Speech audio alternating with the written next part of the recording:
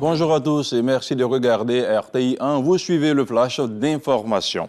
Mercredi à Séoul, lors du sommet des affaires Corée-Afrique, le président Alassane Ouattara a insisté sur l'exceptionnel potentiel économique et humain de l'Afrique. Le chef de l'État a invité les entreprises coréennes reconnues pour leur savoir-faire et leur compétitivité à saisir toutes les opportunités d'investissement qu'offre le continent africain et notamment la Côte d'Ivoire dans les secteurs productifs. La commune de Bouaké va procéder à une levée de fonds pour accélérer son développement. Une levée de fonds sur le marché de l'UEMOA pour renforcer sa crédibilité et sa capacité de crédit vis-à-vis des investisseurs. Le processus, qui va durer 4 mois environ, a été lancé à Abidjan.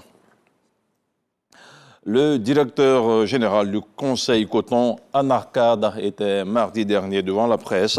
Adama Coulibaly a présenté le processus de transformation industrielle des productions qui est en nette progression. Il a aussi appelé à poursuivre la recherche afin d'améliorer le rendement et la qualité des produits. Les précisions de Lansine Bakayoko. Au niveau des filières du coton et du cajou, les changements structurels intervenus sur toute la chaîne des valeurs, notamment la production, la récolte, la commercialisation, la transformation et l'exportation portent des résultats plutôt encourageants. Sur le segment cajou, aujourd'hui 22% des 1 200 000 tonnes sont transformées localement par une trentaine d'unités industrielles. Au niveau de la commercialisation, cette année, ce sont 193 entreprises qui sont agréées pour l'export, dont 119 coopératives et 74 sociétés commerciales.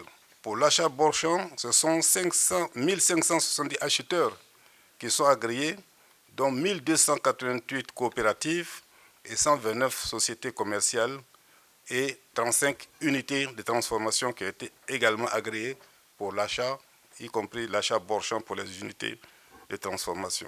Les problématiques liées à la qualité et à la recherche scientifique, tout comme le système de traçabilité des opérations de commercialisation, ont également été adressées.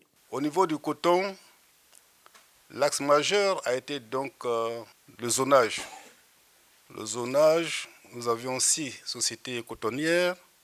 Il a été question de répartir l'espace de production du coton entre ces 6 sociétés cotonnières autour de leur usine d'égrenage. Cela a permis très rapidement donc, de ramener la quiétude dans la filière et la performance également. Ces performances rendues possibles grâce au soutien du gouvernement en lien avec les acteurs regroupés au sein de l'Intercoton devraient s'améliorer avec l'extension du système de zonage à de nouvelles régions, à savoir Touba et Bandoukou. Le Conseil paix et sécurité de l'Union africaine s'est réuni le 20 mai dernier pour évoquer le cas de 5 pays du continent en transition suite à des coups d'État militaires, Mali, Burkina Faso, Niger, Guinée et Gabon. Il relève des inquiétudes sur le rétrécissement des espaces politiques et civiques, sur la détérioration de la sécurité. Il appelle aussi au dialogue avec la CEDEAO.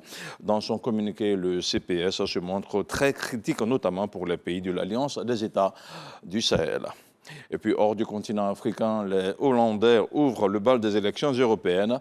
Ils votent ce jeudi pour élire leur eurodéputé, une élection qui va donner le ton des autres scrutins parmi les 27, puisque l'extrême droite y est donnée gagnante. En l'espace de 4 jours, plus de 370 millions d'électeurs sont appelés à choisir leur futur représentant au Parlement européen de Strasbourg.